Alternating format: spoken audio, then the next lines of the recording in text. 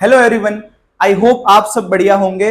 और आप लोगों की एनुअल एग्जाम अब पास में है, तो अब धीरे धीरे करके हम सारे ही लेक्चर्स ऑनलाइन अपलोड कर रहे हैं ताकि आप अच्छे से रिवाइज कर सके घर पर बैठकर ही।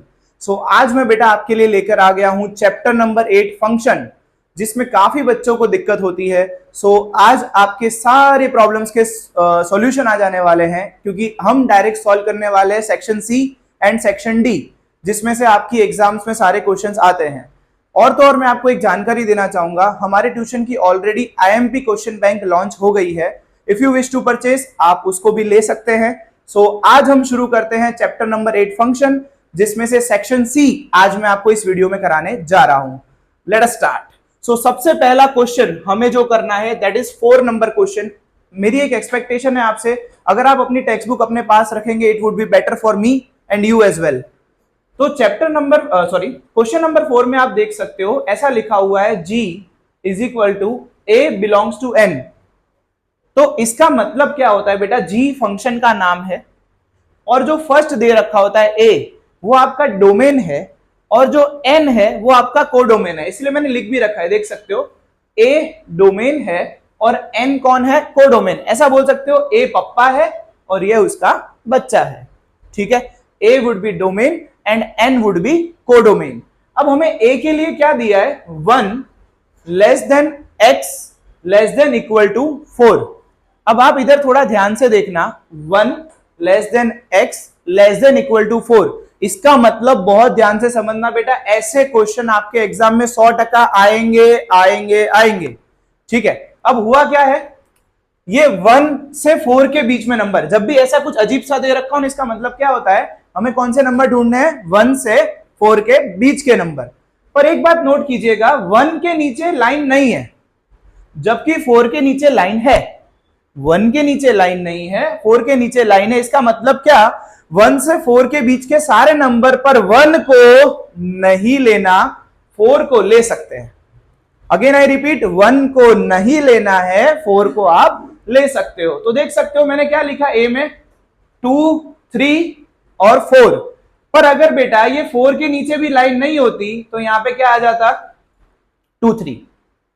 पर 4 के नीचे लाइन है, इसका मतलब क्या, इट इंक्लूड्स 4, वहां पे 4 इंक्लूडेड है, तो यहां पे क्या आ जाएगा, 2, 3 एंड 4। यहां तक क्लियर है। और बेटा यहां पे अपना कोडोमेन है n, तो n का मतलब होता है नेचुरल नंबर, कुदरती नंबर, जो कहां से शुरू होते हैं, 1 से। तो 1, 2, 3, 4 से डैश डैश डैश मतलब इनफाइनाइट तक नेचुरल नंबर होते हैं। वापस बता दूं छोटा सा, a must be your domain and n must be your codomain. अब हमें बोला है फाइंड रेंज, तो अब ससुरा रेंज मिलती कैसे है, तो रेंज कैसे मिलती है, जो अपना डोमेन होता है ना, डोमेन की सारी वैल्यू जब आप फंक्शन में पुट करेंगे, डोमेन की सारी वैल्यू जब आप फंक्शन में पुट करेंगे, जो आपका आंसर होगा वो क्या होगा, रेंज। देखते हैं, 2, 3, 4 है, जब मैं 2 पुट करूंगा तो 2 + 1 3। जब मैंने फंक्शन में 3 पुट किया, x की जगह पे वैल्यू पुट कर रहा हूं, आप देखो x की जगह पे पहले 2 रखा, फिर x की जगह पे क्या रखा, 3, फिर x की जगह पे क्या रखा, 4। तो आपको रेंज क्या मिलेगी, 3, 4 एंड 5। एक बार लास्ट बार बता दूं, डोमेन जो होता है, डोमेन, उसको जब हम फंक्शन में रखते हैं, जो आंसर मिलता है उसको क्या बोला जाता है, रेंज बोला जाता है। यहां पे हमारा 4 नंबर का क्वेश्चन हुआ समाप्त। वैसे ही 5 नंबर का क्वेश्चन आपको दे रखा है, x बिलोंग्स टू y। चलो अब मैं आपसे थोड़ी सी उम्मीद रखूंगा कि यहां पे डोमेन क्या होना चाहिए, x, कोडोमेन क्या होना चाहिए, y। अब बहुत बढ़िया सा क्वेश्चन दे रखा है, देख सकते हो, -3 लेस देन, इसके नीचे भी डंडी है, t less than equal to, इसके भी नीचे डंडी है, और 3। इसका मतलब क्या, -3 से 3 तक के सारे नंबर इंक्लूडिंग -3 भी और 3 भी। क्यों, क्योंकि -3 के नीचे भी लाइन है और 3 के नीचे भी लाइन है। यहां पे देख सकते हो 1 के नीचे लाइन नहीं थी, पर यहां दोनों के नीचे, -3 के नीचे भी है और +3 के नीचे भी है। -3, -2, -1, 0, 1, 2, 3 सारे नंबर।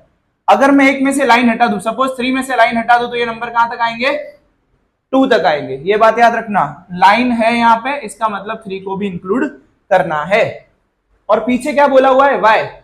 अब y में कैसा है, 1 less than equal to a less than equal to 20, मतलब 1 से 20 तक के सारे नंबर। तो मैंने क्या लिख दिया 1 2 3 4 5, कहां तक, 20 तक। अब मेरी बात बहुत ध्यान से सुनिएगा, ये क्वेश्चन बहुत ही बढ़िया वाला क्वेश्चन है। आपको यहां पे पूछा है state the type of function. अब बेटा 3 टाइप के फंक्शन होते हैं, 1 1, मैनी वन एंड कांस्टेंट। 1 1 का मतलब जब सारे आंसर के सामने एक ही आंसर आ रहा हो, मतलब एक वैल्यू पुट किया एक ही आंसर आया। और मैनी वन का मतलब एक वैल्यू पुट करने पे मल्टीपल आंसर आ रहे हो। मैं आपको एक एग्जांपल के तौर पे बता रहा हूं, थोड़ा इधर ध्यान से देखना। अभी अपने को रेंज ढूंढनी है, क्या ढूंढना है अपने को, रेंज। और फंक्शन क्या है, फंक्शन है kt is equal to t square plus 2। तो डोमेन की सारी वैल्यू मैं इसमें पुट कर रहा हूं। पहले -3 को पुट किया, तो बेटा माइनस टी की जगह पे पुट कर रहा हूं, टी की जगह पे -3 को पुट किया, तो -3 का स्क्वायर क्या होता है 9। याद रखना माइनस के स्क्वायर हमेशा क्या हो जाते हैं, प्लस। -3 का स्क्वायर होता है 9, 9 प्लस 2 इज 11। वैसे ही -2 का स्क्वायर 4 प्लस 2 6, -1 का स्क्वायर 1 प्लस 2 3। वैसे 0 को पुट किया, 0 का स्क्वायर प्लस 2 इज 2, 1 का स्क्वायर प्लस 2 इज 3, 2 का स्क्वायर प्लस 2 इज 6 एंड 3 का स्क्वायर प्लस 2 इज 11। एक बात नोट करो, आंसर हमारे पास क्या है पता है, 11 11, 2 बार आया 11, 2 तो एक ही बार आया, सॉरी, 6 6, 3 3। आप देख सकते हो आंसर अलग, एक ही आंसर, जैसे कि 3 2 बार आया, 11 2 बार आया, और क्या 2 बार आया था, 6 2 बार आया। तो इस फंक्शन को आप क्या नाम दे सकते हो, मैनी वन। मैनी वन का मतलब जब मल्टीपल आंसर्स आए, मतलब 3 2 बार आंसर में आ गया, 7 2 बार आंसर में आ गया, उस फंक्शन को कौन सा फंक्शन बोलेंगे, मैनी वन। अगर यही चीज एक ही आंसर आ रहा होता, 6 भी एक बार आया होता, 7 भी एक बार आया होता, या 11 भी एक बार आया होता, तो ये क्या हो जाता, 1 1। मैं वापस रिपीट कर रहा हूं, अगर आंसर एक ही आया होता, सिर्फ 11 3 और 6 ऐसे होता, तो इसका नाम क्या हो जाता, 1 1 फंक्शन। मल्टीपल आंसर्स आए इसलिए इसका नाम क्या है, many one function. I hope यहां तक आपको कोई डाउट नहीं होगा। इसके बाद का क्वेश्चन है 7 नंबर। बेटा देखो मैं आपको वही क्वेश्चंस करवा रहा हूं जो आपके लिए इंपॉर्टेंट है। और दूसरा, जैसे कि इसके नीचे का आप एक क्वेश्चन देखोगे जो मैंने स्किप किया, 4 5 करवाया, 6 नंबर का क्वेश्चन, वो पूरा का पूरा वही है। डोमेन दे रखा है और आपको बोला है रेंज ढूंढनी है, तो आपको यहीं पे सिखाया था, डोमेन दे रखा है, रेंज कैसे ढूंढेंगे, फंक्शन में वैल्यू पुट करके, दैट्स इट। 7 नंबर पे आता हूं। अब बेटा ये क्वेश्चन बहुत इंपॉर्टेंट है क्योंकि इसमें मेजर बच्चे फंसते हैं और एग्जाम में ये आता ही आता है। इसमें क्या सिनेरियो है, इसमें आपको है ना रेंज दे रखी है, इसमें आपको क्या दे रखी है, रेंज। इसका मतलब क्या हुआ, आंसर दिया गया है, हमें क्वेश्चन ढूंढना है। What I mean to tell, function है px is equal to 2x minus 3। ये आपका फंक्शन है p of x is equal to 2x minus 3। अब मेरी बात समझना, ये 2x माइनस 3 की जो रेंज है, एक है -2, एक है -1 और एक है 0। अपने को डोमेन ढूंढना है, ट्राई करो समझने की। पहले अपने पास x की वैल्यू हुआ करती थी, अब हमें वही x को ढूंढना है, अपनी x को नहीं ढूंढना है, इधर x को ढूंढना है, ठीक है ना। So 2x minus 3 is equal to -2। ये मैंने क्या क्या बताया ना, रेंज का जो पहला अक्षर है ना उसको एज आंसर लिख दिया। फंक्शन था 2x माइनस 3 और रेंज का एक वैल्यू -2, उसको आंसर के तौर पे लिख दिया, 2x माइनस 3 बराबर -2। अब बेटा ये जो -3 है वो सामने जाएगा तो क्या हो जाएगा, +3। तो प्लस माइनस माइनस, साइन बढ़ेगा, साइन बढ़ेगा मतलब कौन सा रहेगा, प्लस, यहाँ पे किसका साइन है 3 का, तो साइन बढ़ेगा रहेगा +1। सो और ये 2 यहाँ पे मल्टीप्लाई में है, जब सामने जाएगा तो क्या हो जाएगा, डिवाइड। तो एक x की वैल्यू क्या मिल गई, 1/2। वैसे ही बेटा अब मैं वही डोमेन के सामने अब क्या पुट कर रहा हूं, -1। 2x माइनस 3 बराबर -1 पुट किया। वही प्रोसेस वापस करेंगे, जब -3 वहां जाएगा तो क्या हो जाएगा, +3। प्लस माइनस माइनस, वैल्यू बढ़ेगी मतलब साइन किसकी बढ़ेगी, +2। अब ये 2 यहां मल्टीप्लाई में जब सामने जाएगा तो क्या हो जाएगा, डिवाइड। तो x is equal to 2/2, x की वैल्यू क्या आई, 1। वैसे तीसरी बार भी कौन सा पुट करूंगा, 0। 2x माइनस 3 बराबर 0। अगर मैं संक्षिप्त में बात करूं ना, तो रेंज दे रखी है, मतलब क्या हुआ पता है, आंसर दे रखा है। तो हमें क्या कर देने का, फंक्शन के उसके बराबर लिख देने का। देखो 2x माइनस 3 बराबर -2, 2x माइनस 3 बराबर -1, 2x माइनस 3 बराबर 0। समझ गए? रेंज का मतलब ही क्या होता है कि आपको क्या दे रखा है आंसर, हमें क्वेश्चन ढूंढना है। अब वैसे ही मैंने यहाँ पे पुट किया तो यहाँ तो 0 था सामने, -3 जब वहां जाएगा तो क्या हो जाएगा +3, एंड जब 2 है वो सामने डिवाइड में जाएगा, x इज इक्वल टू 3/2। तो ये आपका डोमेन मिल गया आपको यहाँ पे। सो लिख भी देता हूं मैं डोमेन क्या है। यहाँ पे डोमेन हो जाएगा 1/2 1 और 3/2, 1/2 1 और 3/2। मोस्ट इंपॉर्टेंट क्वेश्चन है, मेक श्योर दैट इसको आप अच्छे से करें ही करें, 2 मार्क्स में आता ही आता है। इसके बाद आता हूं 8 नंबर पे, जहां पे रियल फंक्शन शुरू हो रहे हैं। रियल फंक्शन का मतलब बेटा कुछ भी नहीं है, जो भी दे रखा है उसकी चुपचाप उठा के वैल्यू रख दो। ज्यादा दिमाग, फंक्शन चैप्टर बेटा बहुत इजी है, ज्यादा इसमें दिमाग लगाने की जरूरत हमें होती ही नहीं है। आपको जो भी वैल्यू दे रखी है उसको आप सिर्फ पुट कर दो। मतलब देखो एक फंक्शन दे रखा था अपने को यहाँ पे, और उसके बाद बोला है f2 माइनस f माइनस 2। अरे भाड़ में गया सब कुछ। देखो 2 वैल्यू ढूंढनी है, एक f2 की ढूंढनी है और एक f माइनस 2 की, दैट्स इट।